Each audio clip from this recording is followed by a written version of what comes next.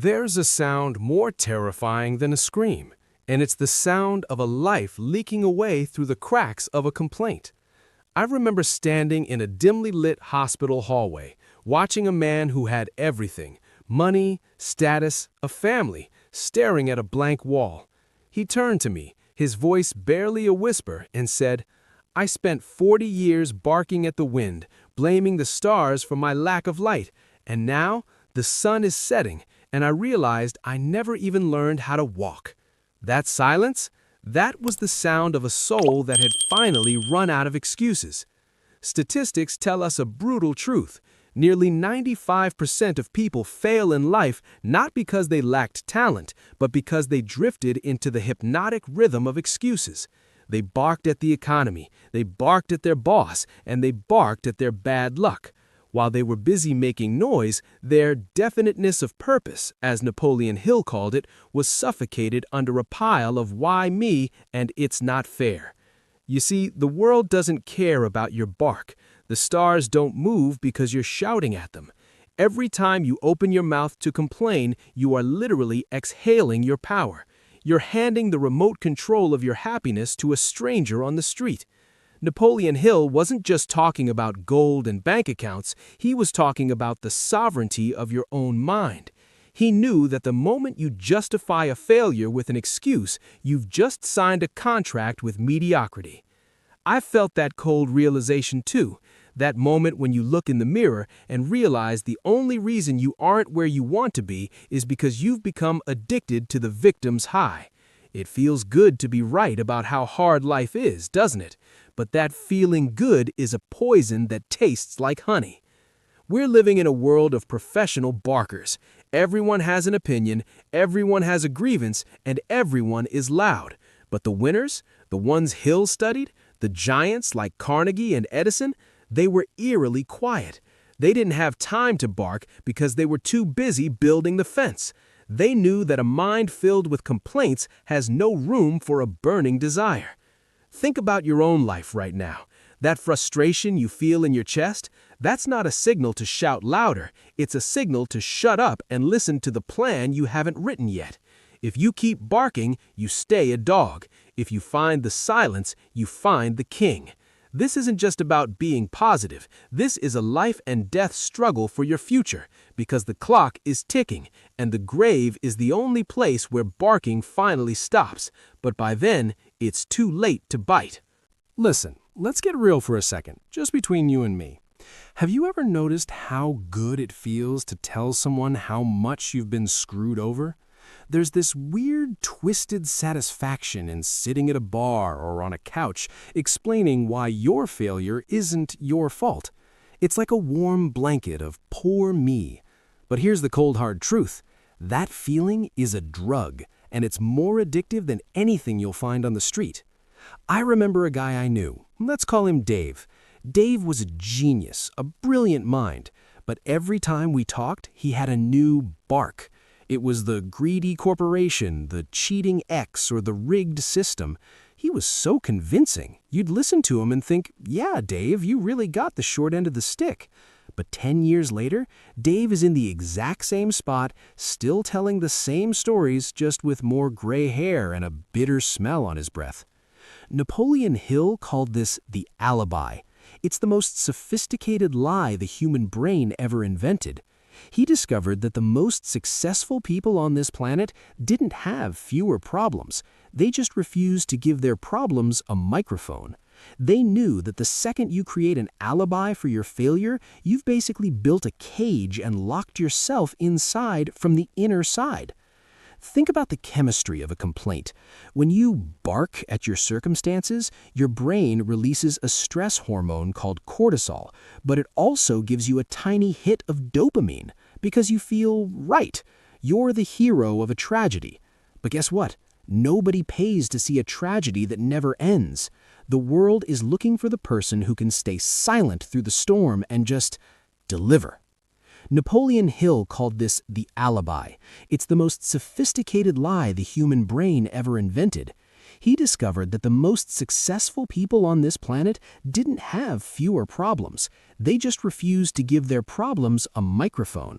They knew that the second you create an alibi for your failure, you've basically built a cage and locked yourself inside from the inner side. Think about the chemistry of a complaint.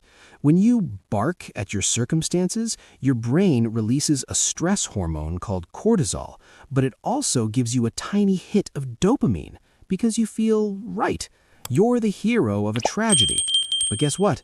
Nobody pays to see a tragedy that never ends. The world is looking for the person who can stay silent through the storm and just deliver.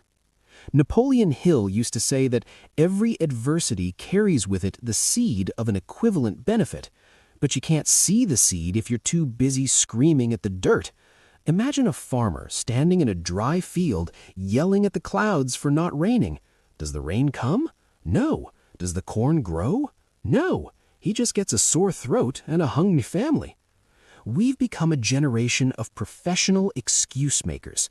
We've turned barking into a social currency. We compete to see who has it harder. But while we're busy winning the misery Olympics, the quiet ones, the ones who took Hill's advice about self-discipline seriously, are out there buying the stadium.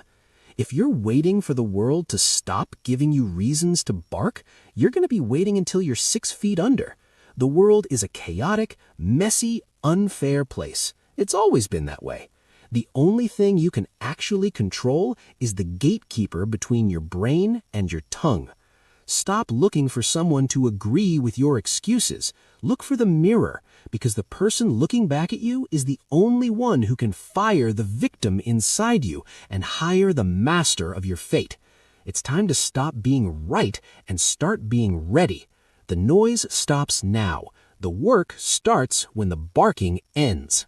Picture a high-performance racing car, a machine built for pure speed, sitting on the starting line. The engine is roaring, the chrome is shining, and the potential is limitless. But instead of shifting into gear and tearing down the track, the driver just sits there, redlining the engine in neutral, screaming at the officials about the temperature of the asphalt. The tires are smoking, the fuel is vanishing, and the car isn't moving an inch.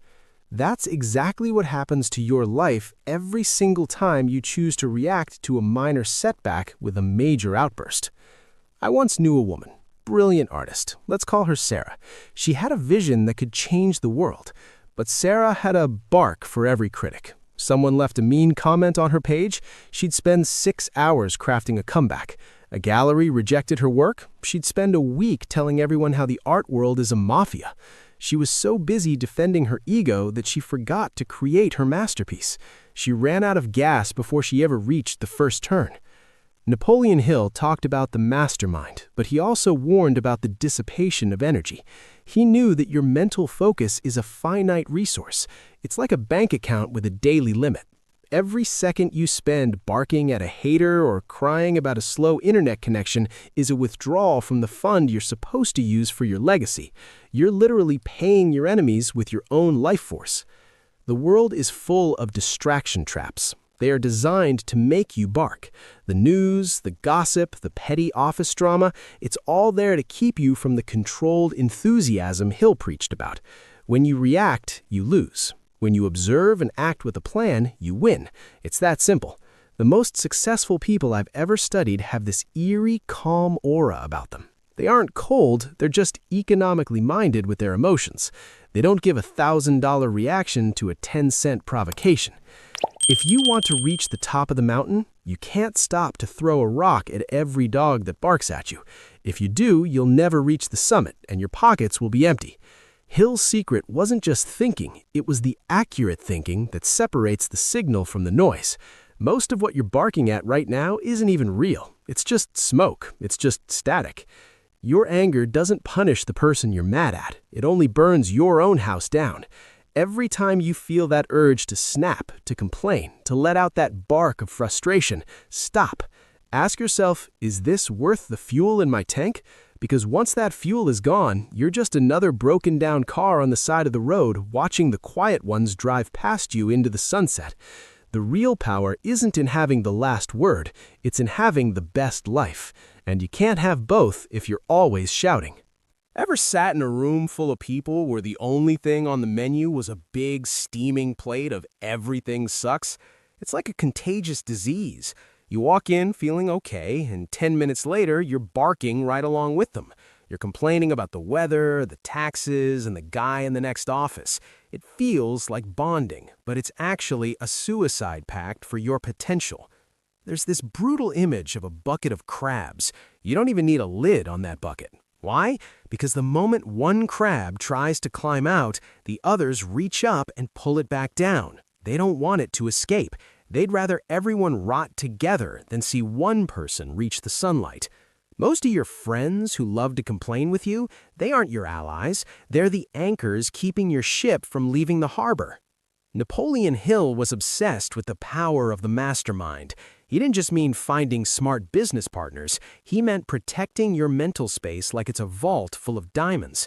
If you hang around 5 people who spend their weekends barking at the TV and crying about their bad luck, you are guaranteed to be the 6th.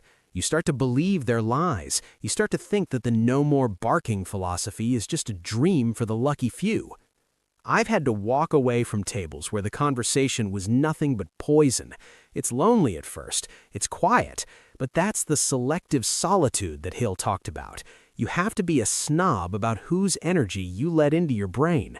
If someone brings you a problem without a solution, they aren't sharing. They're dumping their trash on your lawn. And you're standing there with a megaphone barking about the smell instead of cleaning it up. Look at the people you spend the most time with. Are they pushing you toward your major definite purpose, or are they just providing a chorus for your complaints? If you want to soar with the eagles, you've got to stop scratching the ground with the chickens. The noise they make is comforting because it's familiar, but it's the sound of a slow death. The hardest thing you'll ever do is stay silent when everyone around you is screaming for attention. But that silence is your armor. It's your shield. When you stop joining the barking circle, people will call you arrogant or different. Let them. Their opinion doesn't pay your bills, and their drama doesn't build your empire. Choose your circle based on their vision, not their volume. Because at the end of the day, you either build a ladder out of that bucket, or you become just another crab pulling someone else down. Think about a man standing in the middle of a forest, screaming at the top of his lungs because he's lost. He's so loud, so consumed by his own panic and his own voice, that he can't hear the sound of the running stream just 10 feet away that could lead him home. He's looking for a miracle, but his own noise is blocking the map. This is what happens when you let the habit of constant dissatisfaction take over. You become blind to the acres of diamonds sitting right under your boots. There was a story Napoleon Hill loved about a man who sold his farm to go look for gold, only to have the new owner find one of the biggest gold mines in history right there on that same land. The first guy was too busy looking at the far away to notice what was right in front of him. Why? Because he had a mindset of lack. He spent his time talking about what he didn't have instead of looking at what he could build with what he did have. Most people use their vocal cords to broadcast their failures, but they never use their applied imagination to visualize a solution. Hill taught us that every failure, every heartbreak, and every setback contains the seed of a greater benefit. But a seed needs silence and fertile soil to grow. It can't grow in a mind that is constantly vibrating with the frequency of "it's not enough." You are literally stepping over gold mines every single day because you're too busy rehearsing your list of grievances. The world doesn't owe you a smooth road. It owes you nothing, but it offers you everything if you have the eyes to see it. When you stop the internal and external noise, your brain finally switches from defense mode to creation mode. You start seeing gaps in the market. You start seeing ways to help people. You start seeing the hidden door in the wall that everyone else is just banging their heads against. I challenge you to try something radical. For the next 24 hours, don't voice a single complaint. Not about the traffic, not about the coffee, not about your bank balance. Just watch. Watch how much energy stays inside you. Watch how your perspective shifts when you stop the leak. You'll realize that the obstacles you were shouting at were actually stepping stones that you just didn't know how to climb yet. Hill's greatest secret wasn't some magic formula. It was the realization that your mind is the only thing you have absolute control over. If you fill it with the noise of what's wrong, there is no room for the blueprint of what's right.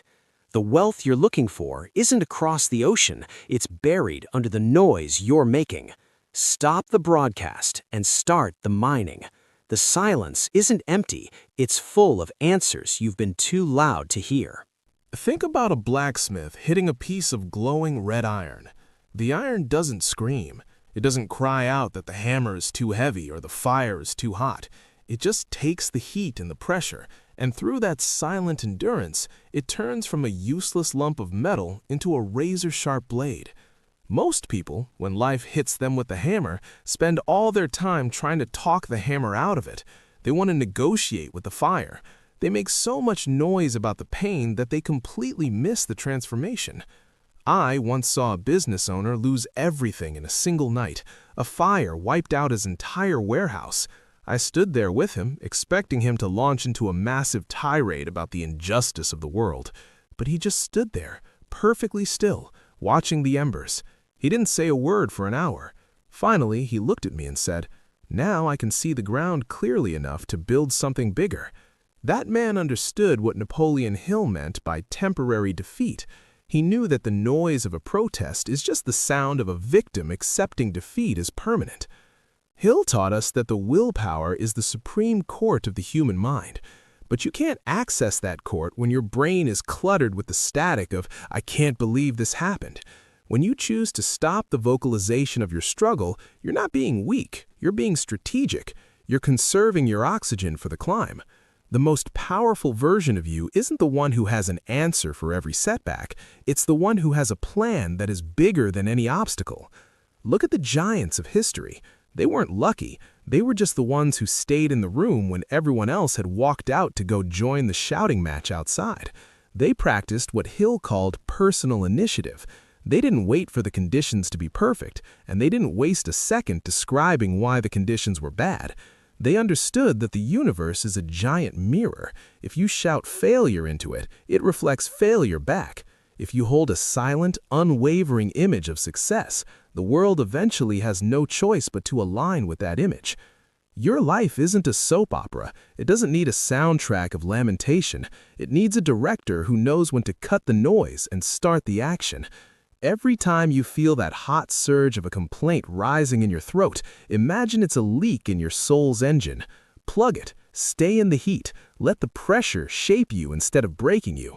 The world doesn't remember the ones who had the loudest reasons for failing. It only remembers the ones who were too busy winning to notice they were supposed to fail.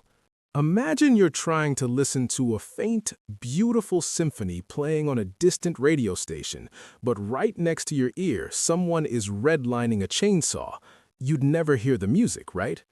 That symphony is the infinite intelligence Napoleon Hill spent his whole life studying. It's that gut feeling, that million-dollar intuition that tells you exactly when to move, when to sell, and who to trust. But here's the kicker. That voice never shouts, it only whispers. And you can't hear a whisper when you're busy broadcasting your own frustration. I remember meeting a woman who had lost 3 businesses in a row. She was a loud loser. She had a story for every bankruptcy, a villain for every failure. She asked me, "Why don't I ever get the lucky breaks?" The truth was, the breaks were there. The opportunities were screaming at her, but she couldn't hear them because her own mental noise was too high. She was tuned to the frequency of survival, while the frequency of success was playing on a totally different band. Napoleon Hill believed that the brain is both a broadcasting and a receiving station. Most people have their broadcast button jammed down. They're constantly sending out signals of, "I'm broke, I'm tired," or "the world is against me." When you do that, you're literally jamming your own receiver. You become deaf to the very solutions you're praying for. The sixth sense Hill talked about, that peak of human achievement, only activates in a mind that has found its quiet center. Think about the top 1% of earners and achievers. Have you ever noticed how they seem to know things before they happen? It's not magic. It's because they've mastered the art of mental silence. They don't waste their breath explaining their problems to people who can't fix them. They save that energy to sharpen their intuition. They know that a single idea captured in a moment of stillness is worth more than a lifetime of hard labor and loud complaining. You need to become a mental monk in a world of screamers. When something goes wrong, instead of rushing to your phone to complain or to your mirror to cry, try sitting in a room alone for 30 minutes. Total silence, no barking, no inner monologue of why me. Just listen. Hill called this going into the silence. It's where the plans are drawn. It's where the master key is hidden. The universe is a giant echo chamber. If you keep making the noise of a victim, you will only hear the echoes of a victim's life. But the moment you stop, the very second you choose silence over the bark, the symphony starts to become audible. Your job isn't to shout for success. Your job is to become quiet enough to hear it calling your name. The kings of this world don't lead with their voices. They lead with their vision. And vision requires a clear, quiet sky. Let's talk about a guy named Frank. Frank works a job he hates, and he spends every coffee break and half his working hours barking about how the company is stealing his soul for $20 an hour. He does the bare minimum. He thinks he's winning because he's getting away with being lazy. But Frank is a fool. He thinks he's cheating the boss, but he's actually cheating the only person who matters, himself. He's training his brain to be a world-class amateur while he thinks he's being a rebel. Napoleon Hill had this radical idea called the habit of going the extra mile. It sounds like something a corporate HR person would say, but Hill meant it as a weapon for your own freedom. He knew that when you stop barking about your unfair salary and start delivering 10 times the value of your paycheck, something mechanical happens in the universe. You develop a masterly competence that makes you untouchable. You aren't working for the boss anymore, you're working for your own reputation, and that's a currency that never devalues. Most people are stuck in a transactional prison. They say, I'll stop complaining and work hard after I get a raise. That's like standing in front of a fireplace and saying, give me some heat and then I'll throw in some wood. It's backwards. The heat comes from the wood. The raise comes from the value. When you spend your energy barking at the fireplace for being cold, you're just wasting breath that could be used to chop logs. I've seen people transform their entire lives in 6 months just by flipping this switch.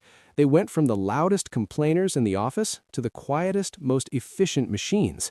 They stopped looking at the clock and started looking at the service they were providing.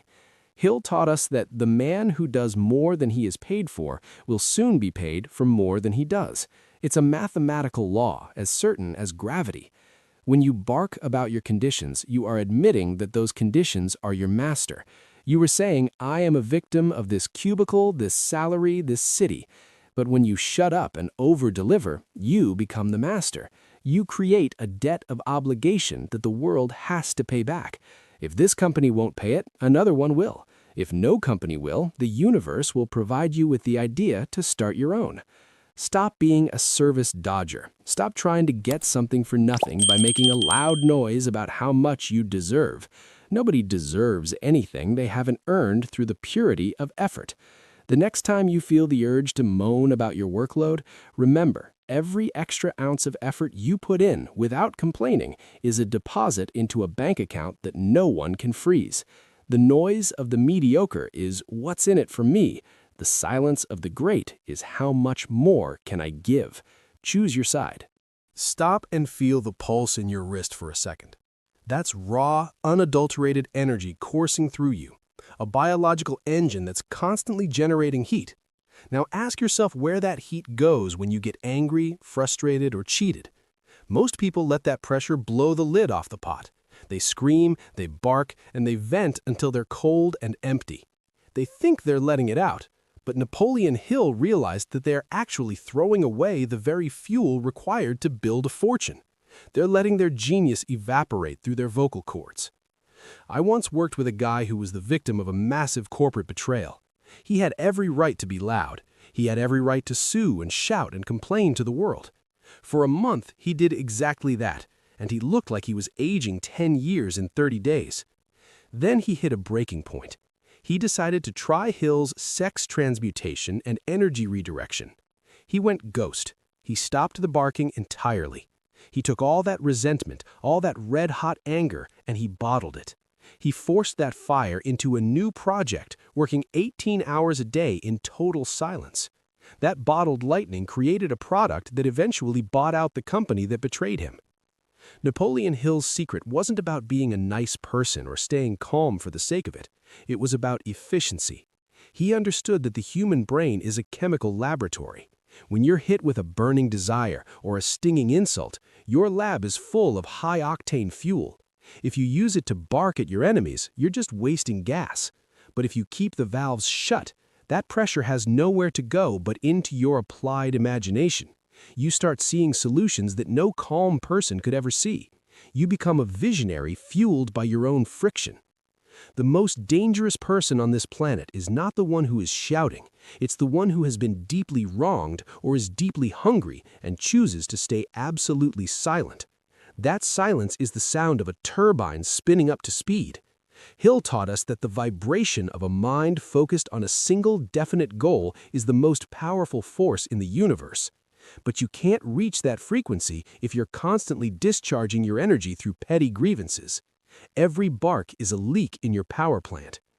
You need to start treating your emotions like capital. You wouldn't walk down the street throwing $100 bills at people who annoy you, so why do you throw away your emotional energy on them? When you feel that surge of "I've had enough," don't give it a voice, give it a task, give it a deadline, give it a blueprint. Transmute that heat into a mastermind alliance or a new stream of income. The elite don't vent, they invest. They take the sex energy and the aggression that most people waste on temporary pleasures and loud complaints, and they weld it into a permanent legacy. Your silence isn't a sign of weakness, it's the sign of a predator who is too focused on the kill to waste breath on a growl. Shut the valves, hold the heat. Watch how fast your life changes when you start using your fire to move your wheels instead of just making smoke. Look at the clock right now. That ticking sound isn't just time passing, it's the sound of your old, barking self being buried. Most people will listen to these words, feel a temporary spark, and then go right back to their familiar chorus of complaints by tomorrow morning. They are addicted to their own limitations. But you're still here. You've sat through the fire, and that means you're ready to sign the only contract that matters, the one where you promise to let your results do all the talking from this day forward. Napoleon Hill didn't write his laws for the masses, he wrote them for the few who are brave enough to stand in the loneliness of leadership. He knew that the cosmic habit force would eventually take over.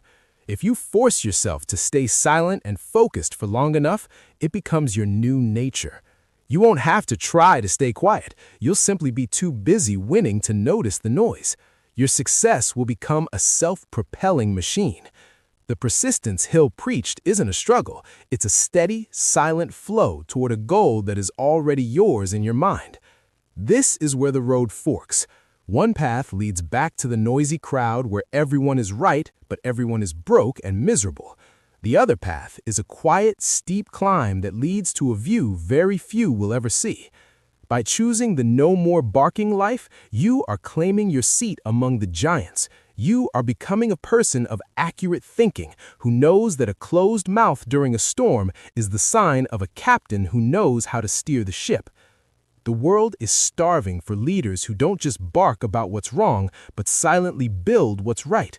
Your silence is now your greatest asset. It's the vacuum that will suck in all the opportunities you used to blow away with your breath. It's time to stop being a talker and start being a maker. Let the master key turn in the lock of your potential. Your empire doesn't need a loud announcement, it just needs a solid foundation. Now, if this journey has hit you where it counts, if you felt that shift from a victim's noise to a winner's silence, then it's time to join the inner circle. Don't just walk away, hit that subscribe button and turn on the notifications to stay tuned to this frequency of power. We are building a community of people who have traded their barks for blueprints. Drop a comment below with just one word: silence. Let me know you've made the pact. Let me know you're done with the excuses. Your engagement helps us reach more people who are still lost in the noise. Stay focused, stay quiet, and let your empire rise. We'll see you at the top.